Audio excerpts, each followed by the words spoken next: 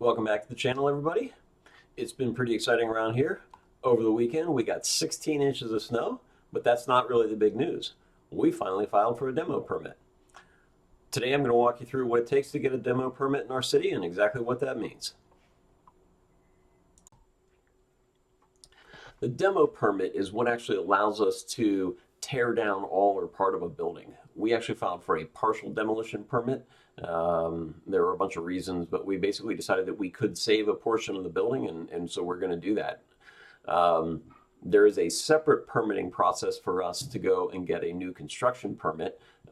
We chose to separate those. You can do them all in one permit, but we chose to separate them for timing reasons. The core of the application is this document you see in front of you here. It's called a demolition narrative, and it basically spells out everything that we're going to go and do. It gives an overview of the project, walks through the scope of exactly what it is that we're going to demolish, and then really walks through in detail how we're going to go about doing that. So it's going to walk through and say, what tools are we going to use? What heavy equipment do we need? Where are we going to put our equipment?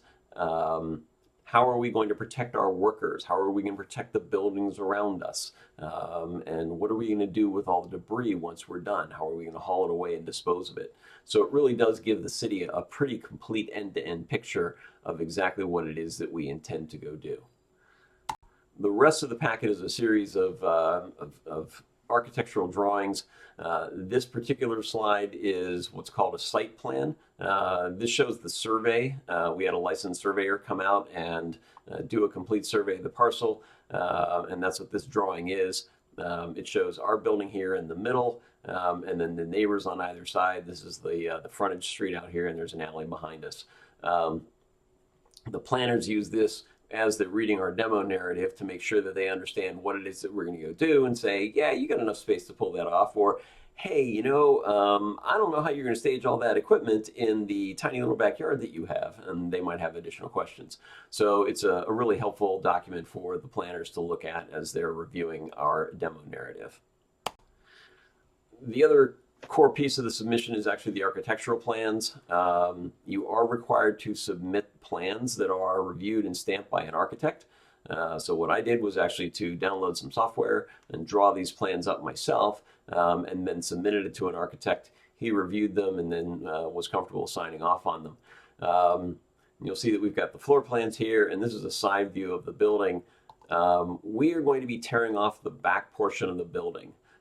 So you'll see what we've got here is here's the first floor, here's the second floor, and then this is the attic.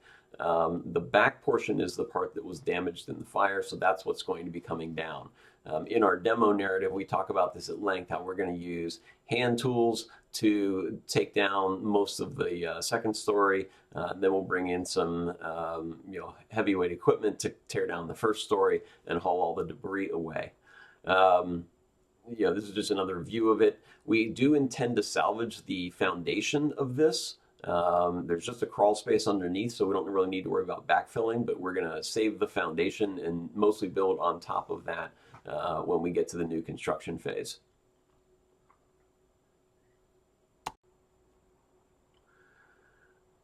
We're pretty excited about this, of course, because it's a good milestone to hit, but it also is a little bit of hurry up and wait. It's going to take a couple of weeks for this whole thing to come together. The first thing we have to do is actually post a notice on the building to tell the public that we intend to do a demolition. And the city may have additional questions that they come back with, so it'll be several weeks before we actually have a permit in hand. Meanwhile, I've got a lot to do back in the office. I'm going to work on the plans for the new building. I'm going to coordinate with a bunch of subs and generally just get ready for the work that has to happen starting in March. Oh, and by the way, somewhere in there, I have to get my taxes done for last year. So there will be no shortage of things keeping us going.